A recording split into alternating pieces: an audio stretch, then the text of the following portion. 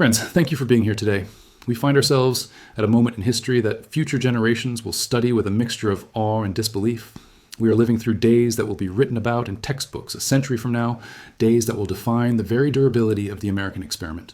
If you're feeling a sense of unease, a sense that the ground beneath our feet is shifting in ways we do not fully understand, you are not alone.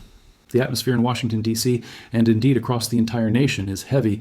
It is charged with the static electricity of a coming storm. We are not merely witnessing a political scandal or a legal skirmish. We are witnessing a fundamental collision between the unstoppable force of the rule of law and the immovable object of a former president's defiance. Before we go any further, I want to hear from you. Do you feel this shift in the atmosphere where you are? Let me know in the comments. Are you feeling anxious about the next few days? Or do you think the system will hold? For years, we have watched the slow-motion car crash of legal challenges, political rallies, and courtroom dramas. We have become accustomed to the noise, the breaking news alerts, the constant churn of allegations and denials. It is easy, after so much time, to become numb to it all. It is easy to think, well, this is just another news cycle. This too shall pass. But I'm here to tell you, with as much clarity and seriousness as I can muster, that what has happened in the last 48 hours is different. This is not business as usual. This is the moment where the dam finally breaks.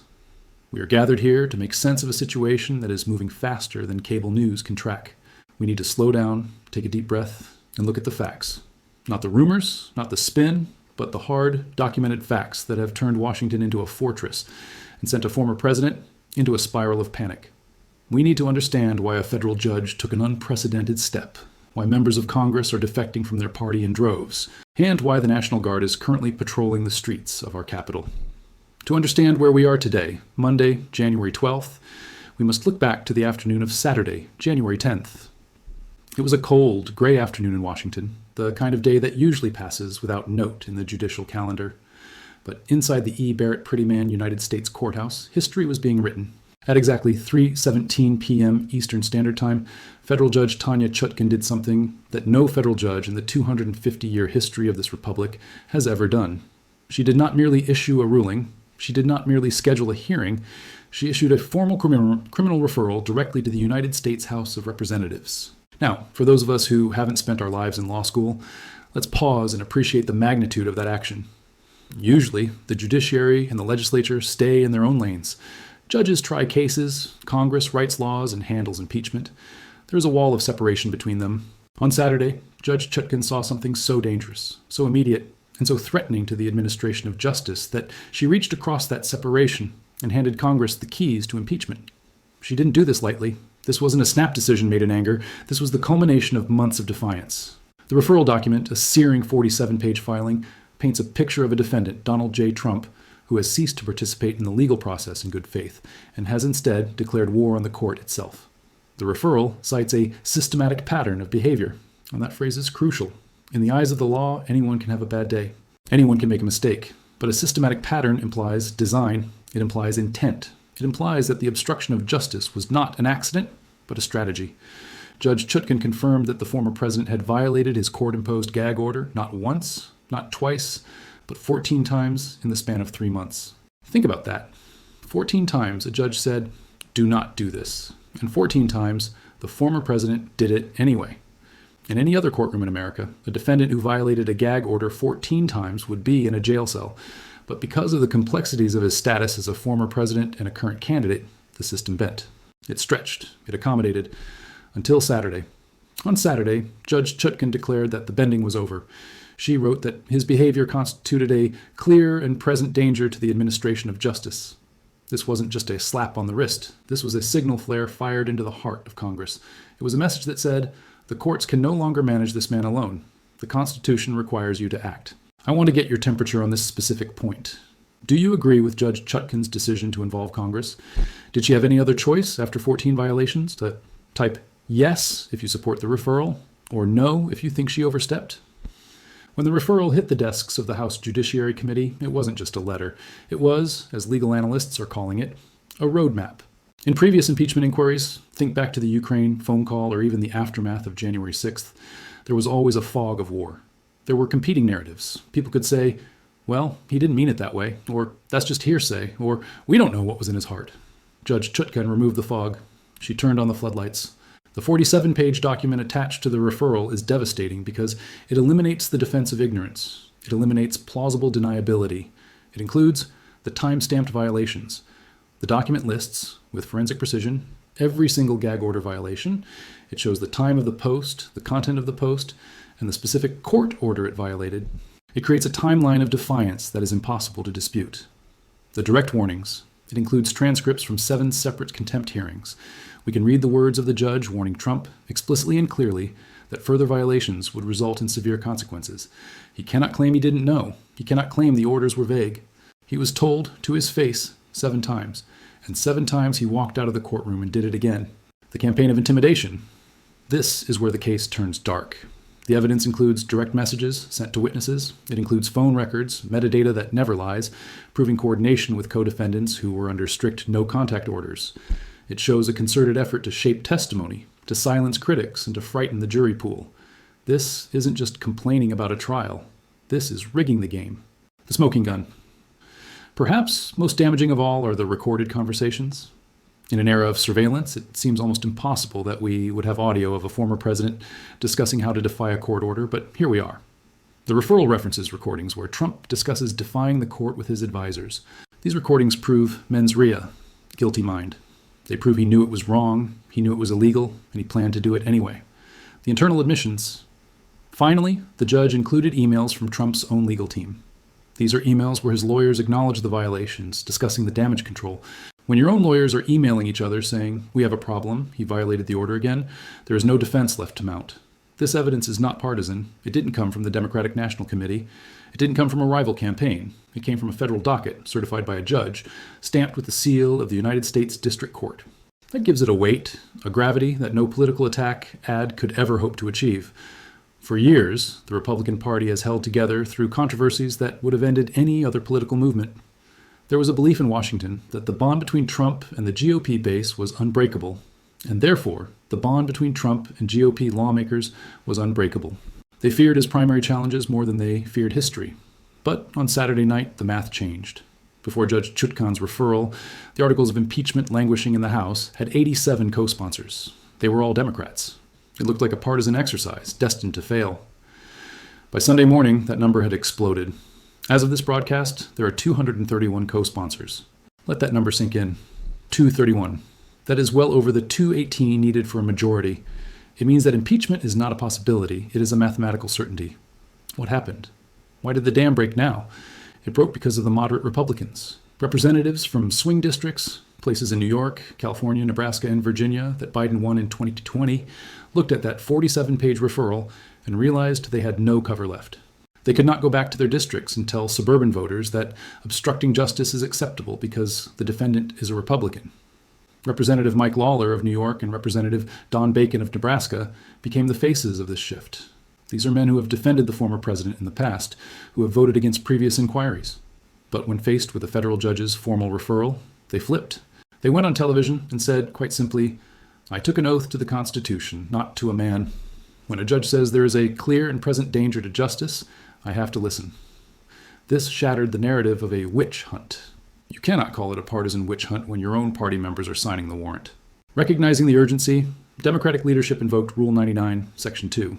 This is a rarely used procedural mechanism designed for national emergencies. It bypasses the usual committee hearings and debates that can drag on for weeks. It forces a mandatory floor vote within 72 hours. That clock is ticking right now. The vote is scheduled for Monday, January 13th, tomorrow. What is your take on these Republicans flipping sides? Do you see Lawler and Bacon as patriots putting the country first, or do you view them as betraying their party? This is a huge debate right now, and I want to see your perspective in the comments. While Congress crunched the numbers, a different scene was unfolding at Mar-a-Lago. We are witnessing something we have rarely seen from Donald Trump, genuine, uncontrolled panic. For decades, Donald Trump's superpower has been delay. He knows how to use the legal system against itself. You file a motion, you appeal the ruling, you ask for a stay, you sue the prosecutor, you run out the clock until the other side runs out of money or the voters lose interest. It is a strategy of attrition, and he is the master of it. But Judge Chutkan's referral short-circuited the machine.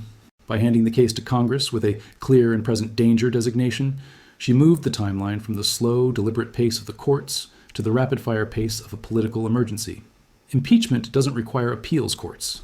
It doesn't require lengthy discovery periods when the evidence is already presented. It happens now. Trump realized, likely around 4 p.m. on Saturday, that he had lost control of time.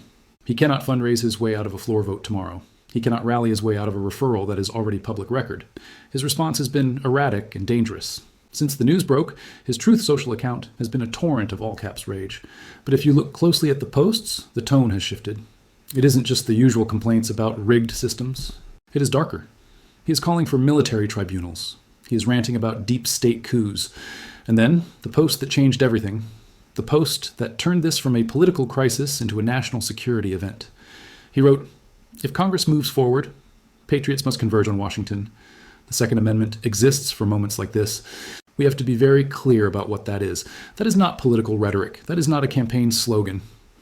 In the context of a looming impeachment vote, that is an implicit instruction. It is an invocation of armed resistance against a constitutional process. Legal scholars and national security experts immediately flagged it as potential seditious conspiracy and incitement to violence. It was this post, more than the referral, more than the transcripts, that caused the mood in Washington to shift from concern to alarm. I have to ask, how did you feel when you saw that post? When a former president invokes the Second Amendment in this context, do you see it as free speech, or do you see it as a direct threat to safety? Be honest with me below. If you were to walk through downtown Washington, D.C. today, you would not recognize it as the capital of a free democracy during peacetime. You would think you were in a zone of conflict. The government took Trump's Truth Social post literally. They are not making the mistake they made on January 6th, 2021. They are not assuming it is just bluster. The National Guard has been fully mobilized.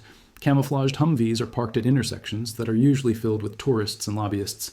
Soldiers with rifles stand guard at the metro stations near the Capitol complex. Steel barricades, 7 feet high, non-scalable, have been erected in a perimeter around the Capitol building, the Supreme Court, and the White House. The city has been partitioned. Streets are closed. The hum of traffic has been replaced by the sound of sirens and the heavy thrum of helicopters circling overhead. There is a palpable tension on the ground. Pro-Trump demonstrators, answering the call, have begun to gather near the National Mall. They are angry. They feel betrayed. They believe the narrative that their leader is being persecuted. Opposite them, near the Supreme Court, counter-protesters are assembling. They are demanding accountability. They are holding signs reading, "No one is above the law." Between these two groups stands a massive law enforcement presence. FBI field offices are on high alert. Intelligence agencies are monitoring encrypted chat rooms and far-right militia channels, looking for the signals of coordinated violence. They are preparing for a January 6th-style attack. But this time, the element of surprise is gone. The fortress is built. The question is whether the walls will hold. So, what happens now? We are standing on the precipice of the next 72 hours, a window of time that will determine the fate of the presidency and the stability of the republic. Several accountability mechanisms are converging at once, creating a pressure cooker environment. First, the impeachment vote. As I noted, the House will vote tomorrow. Trump will be impeached for a third time. That is a certainty. The only question remains the margin. Will it be a narrow victory, or will it be a landslide? If the number of Republican defectors grows, if it goes from 15 to 30 to 50, it sends a message to the Senate that the party has officially broken with Trump. Second, the Senate trial. Once impeached, the action moves to the Senate. A trial is mandatory. In the past, Senate Minority Leader Mitch McConnell has held the line, keeping his caucus together to acquit. But reports from the cloakrooms suggest McConnell is furious. He sees Trump-esque threats of violence, threats that endanger McConnell's own colleagues, as a bridge too far. Conviction in the Senate requires 67 votes. It has always been viewed as impossible. But in this environment, with the National Guard outside and a 47-page criminal referral on the desk, the impossible is starting to look plausible. Third, the 25th Amendment. While the public focuses on Congress, there is a quieter, perhaps more urgent conversation happening within the executive branch. Reports indicate that cabinet officials and Vice President Vance are having active discussions about the 25th Amendment. This amendment allows for the removal of a president or a candidate who holds office if they are deemed unfit to discharge their duties. Trump's erratic behavior, his calls for violence, and his apparent detachment from reality have brought this option onto the table. It is the nuclear option, but it is being discussed. Fourth, criminal exposure. Finally, let us not forget the courts. Judge Chutkan did not just send her evidence to Congress. She sent it to the Department of Justice. Prosecutors are reviewing the files now. Charges for subornation of perjury, which is the legal term for pressuring a witness to lie, could be filed at any moment. Trump is facing the prospect of fighting a Senate trial and a new federal indictment simultaneously. Let's do a quick poll in the chat. Do you think the Senate will actually reach 67 votes for conviction this time? Give me a yes or no and tell me why. Before we conclude, we must step back and look at the broader canvas. We must widen our aperture beyond the vote counts and the legal filings to understand the tectonic shifts occurring beneath the surface of American life. The events of the next 72 hours are not merely about the political survival of one man, they are about the psychological and institutional survival of the nation itself. We often look to history for a guide, but in this instance, history offers no perfect parallel. We talk about Watergate, about Nixon's resignation in 1974, but the mechanics here are fundamentally different. When Richard Nixon resigned, he did so because his own party's elders, Goldwater, Rhodes, Scott, walked to the White House and told him the truth. His support had evaporated. It was a political intervention. It was a party policing its own. Today we are seeing something else entirely. We are seeing a judicial intervention forcing the political hand. The Republican Party did not abandon Trump because of a moral awakening. They are fracturing because a federal judge presented irrefutable evidence of ongoing criminality. This distinction matters. It means the immune system of the Constitution is working, but it is working under extreme duress. It is the courts, not the caucus, that are serving as the final guardrail. This places an immense, perhaps unfair burden on the judiciary, a branch of government designed to be reactive, not proactive. By effectively forcing Congress to act, Judge Chutkan has altered the balance of power in Washington forever. She has established a precedent that no president, current or former, can use the bully pulpit to silence the gavel. But the crisis is not confined to the marble halls of D.C. It is bleeding into our living rooms, our workplaces, and our communities. The polarization we have lived with for a decade has hardened into something more brittle, more dangerous. Across the country tonight, there are two distinct realities colliding. In one reality, millions of Americans are watching the news with a sense of relief, believing that finally, after years of perceived impunity, the rule of law is asserting itself. They see the National Guard not as an occupying force, but as a necessary shield for democracy. They look at the 47-page referral and see vindication, proof that the system works. In the other reality, fueled by the former president's frantic posts and an ecosystem of alternative media, millions of other Americans see a coup in progress. They do not see a judge upholding the law. They see a deep state operative stripping their leader of his rights. They view the National Guard as a symbol of tyranny. When Trump invokes the Second Amendment, they do not hear a threat. They hear a call to duty. This cognitive split is the true crisis. A country cannot survive indefinitely when its citizens do not merely disagree on policy, but disagree on the basic nature of reality. The panic we describe in Washington is mirrored by a quiet dread in the suburbs and rural towns. Neighbors are eyeing neighbors with suspicion. Families are fractured. The fear of civil unrest is no longer the plot of a dystopian novel. It is a conversation happening at dinner tables. The psychological toll of this sustained chaos, the Trump fatigue, mixed with genuine anxiety about violence, is exhausting the national spirit. We are a tired nation, and tired nations are vulnerable. We must also consider the institutions that are holding the line. The Department of Justice, the FBI, the Secret Service, and the military are currently undergoing the ultimate stress test. These agencies are designed to be apolitical, but they are being dragged into the center of the partisan arena.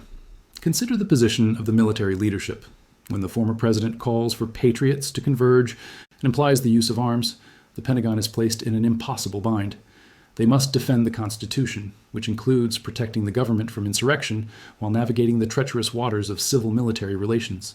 The mobilization of the National Guard is a sign of readiness, yes, but it is also a sign of failure of civil politics to resolve conflict without the display of force. Similarly, the Secret Service is in a paradox. They are sworn to protect the life of the former president, yet that very protectee is the source of the threat against the government they serve. They are guarding a man who is actively inciting against the institutions that pay their salaries. This internal institutional friction is unsustainable. It corrodes morale and invites mistakes. The fact that these institutions have held so far is a testament to the professionalism of the civil servants within them, but we cannot take their resilience for granted forever. Finally, we cannot ignore the global dimension. While we stare at our screens in Washington, the world is watching us. America's adversaries, Russia, China, Iran, North Korea, are looking at the images of steel barricades around the U.S. Capitol with gleeful opportunism. To them, this is not just an American crisis, it is a geopolitical opportunity.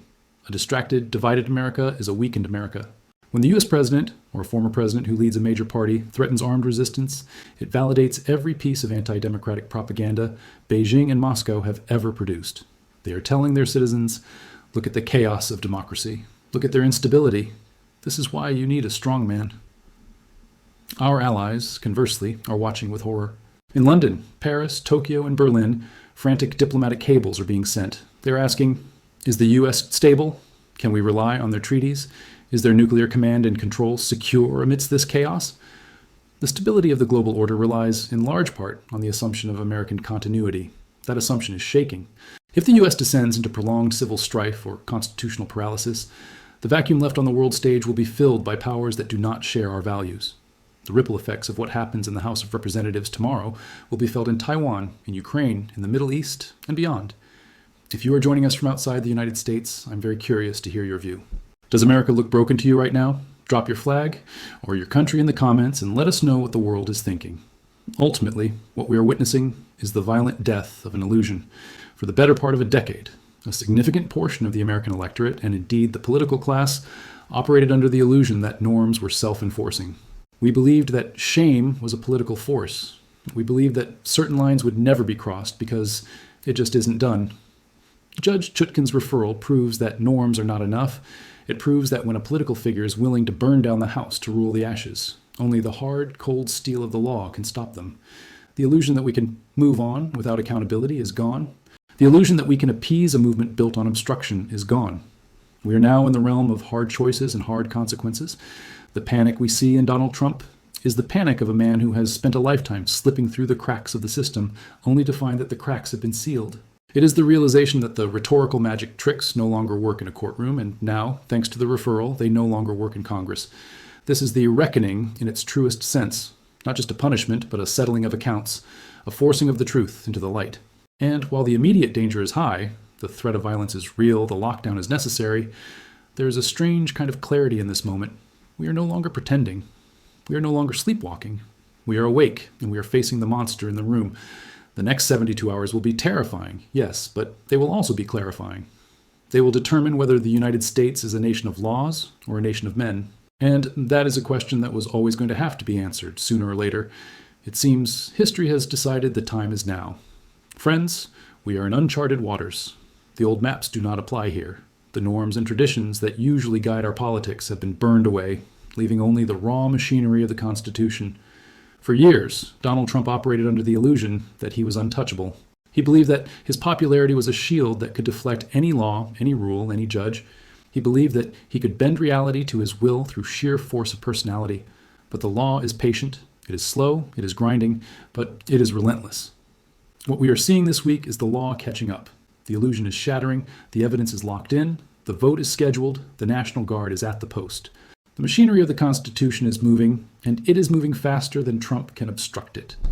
We do not know exactly how this week will end. We do not know if there will be violence or if the peace will hold. We do not know if the Senate will finally convict. But we do know this. The United States of America is being tested. We are finding out, in real time, if our institutions are strong enough to withstand the fury of one man who refuses to yield to the rule of law. Hold your loved ones close, stay informed, watch the sources, not the noise. And remember that history is not just something that happens to other people in other times. It is happening right here, right now, to us. Thank you for reading and being part of this community. If you found this analysis helpful, please share it. We need to keep the conversation based on facts, not fear. I'll be reading the comments in the first hour, so please share your thoughts below. Stay safe, everyone.